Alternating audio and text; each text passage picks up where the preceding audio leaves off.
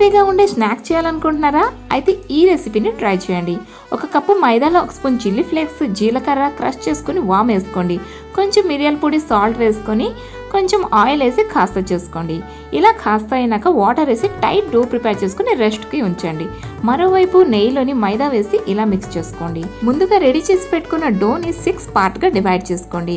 అందులో ఒక ముద్దని తీసుకొని చూపించిన ప్రకారం రోల్ చేసుకోండి. ఎంత పల్చగా కుదిరితే అంత పల్చగా రోల్ చేసుకోండి. ఇప్పుడు ఈ సీట్ పై మైదా నెయ్యి పేస్ట్ని అప్లై చేసి ఈ రకంగా ఫోల్డ్ చేసుకోండి. ఇలా ఫోల్డ్ చేసుకున్నాక మళ్ళీ రోల్ చేసుకోండి. మళ్ళీ ఈ రకంగా రోల్ చేసుకున్నాక దీనిపై కూడా మైదా నెయ్యి పేస్ట్ని అప్లై చేసేయండి. అప్లై చేసి ఈ రకంగా మళ్ళీ ఫోల్డ్ చేసుకోండి.